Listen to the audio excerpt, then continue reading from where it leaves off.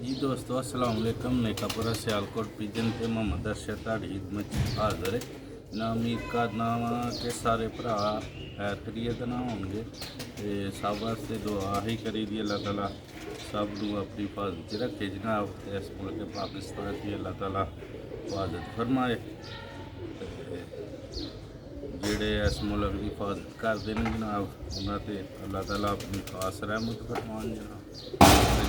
शौक करवाने माशाल्लाह। ज़्यादातर बटेरे कबूतर ने, थोड़ा जहा पारे पैंतियां का, बाकी बटेरे कबूतर ने ज़्यादातर। तो उम्मीद करना शौक करवाना तुहानू काफ़ी देर बाद यहो जिहा शौक तुहाडे सामने आ लगा। इन्हों बरीक चलाया फिर मादी ने झोल बनाई दी तो मैं चलो दो मादियां ने तुहानू शौक करवाने। शौक वास्ते वीडियो अच्छी लगी लाइक करिए, शेयर करिए, बैल आइकन जरूर प्रेस करिए। वो भी दोस्तों वीडियो का आगाज़ करने वीडियो में मुकम्मल वेखिए, तुहानू शौक का भी मज़ा आएगा। पहले नंबर ते परां दी बनावट वेखो माशाल्लाह। यह नस्ल हूँ बहुत ही घट वेखण नूं मिलदी है, जिन्ना को है वो खांदे नहीं। पुरानी नस्ल दे ने, ठीक है। ते इन्हां दे विच ज़्यादातर बटेरा पर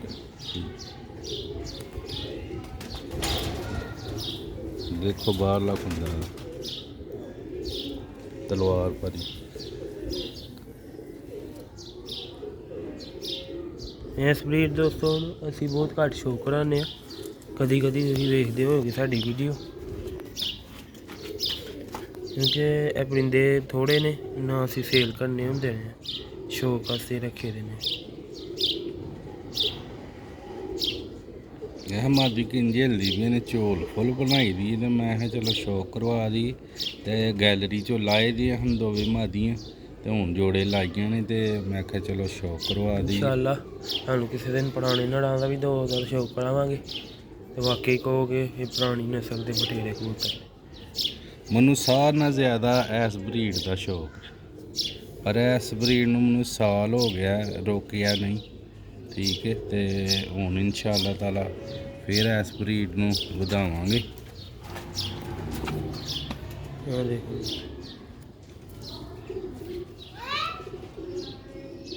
है 19 नंबर मोदी जी माशाल्लाह ना देखिए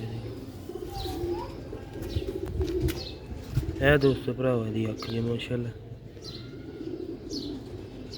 सीमटी अखां दे विच ने, जिस तरह दी पलकां, जिस तरह दी चुंझ, उस तरह दी अख माशाल्लाह। दोस्तों सेल नहीं करनी, सेल वास्ते रबता ना करियो, क्योंकि शौक वाली परिंदे न। क्योंकि भावें घट लोग इन्हां दा शौक करते हैं, साढ़े शौक वाले परिंदे ने ते असी बहुत घट है सेल करने। हुण तुहाडे जानी फाइनल लुक खावांगे। है दोस्तों देखो थोड़ी अगे करो ए माशाल्लाह। तुहानू दूसरी मादी भी खावांगे, वो भी सेम है इस तरह दी है दोस्तों भरा। हाँ दोस्तों वीडियो पूरी देखियो, दूसरी मादी का भी तुहानू शौक करावांगे। अज कुछ हवा चली दी ही पिछले टाइम, तो हुण चाचू होरां ने जेठ दियां बादियां उड़ानियां ने इस छत तो ते परिंदे खोले ने। लो भी दोस्तों भराओ है माशाल्लाह दूसरी मादी जे, शौक करो एदा भी। इंशाअल्लाह एदी भी अख पार खुंदे दा शौक करियो, तुहानू मज़ा भी आएगा ते वेखण दी एदी लुक दा भी मज़ा आएगा। लो भी दोस्तों भराओ है दा पार खुंदे दा शौक करो माशाल्लाह।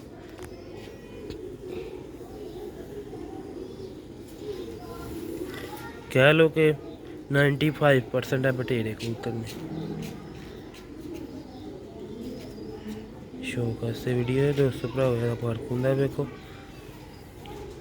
गैलरी च काफ़ी देर इन्होंने ध्यान नहीं किया, तो क्योंकि छोटी जी जगह है तो उत्थे काफ़ी परिंदियां नूं मैडिकल भी नहीं सही तरीके नाल पहुँच पाई, और जिसकी वजह वड्डे कबूतर किन्ने ज़ाया हो गए।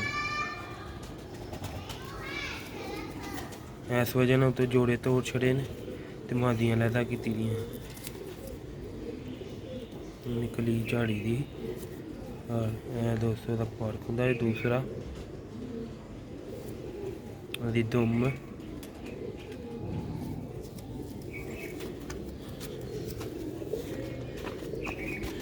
ਇਹ ਦੋਸਤੋ ਦੇ ਪੰਜੇ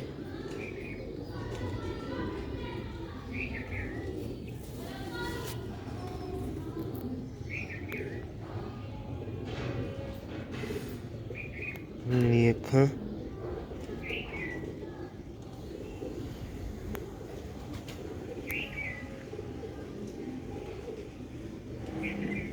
मज़ा आया दोस्तों शौक का।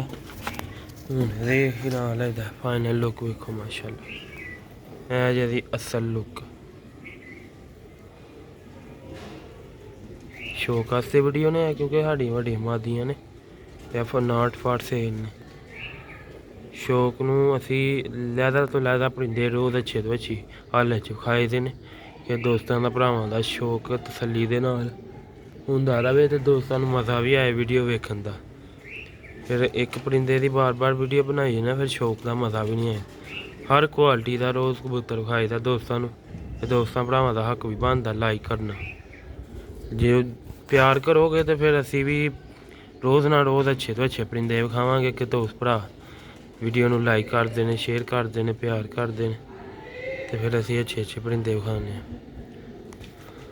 जी दोस्तों उम्मीद करना वीडियो तुहानूं पसंद आई तो लाइक शेयर करियो तो बैल आइकन जरूर प्रेस करियो। इजाज़त चाहांगे तुहानूं कोलों अगली वीडियो वास्ते जनाब इंशाअल्लाह उम्मीद है कि अच्छा शौक लैके फिर तुहाडी ईद मचालदे रहांगे।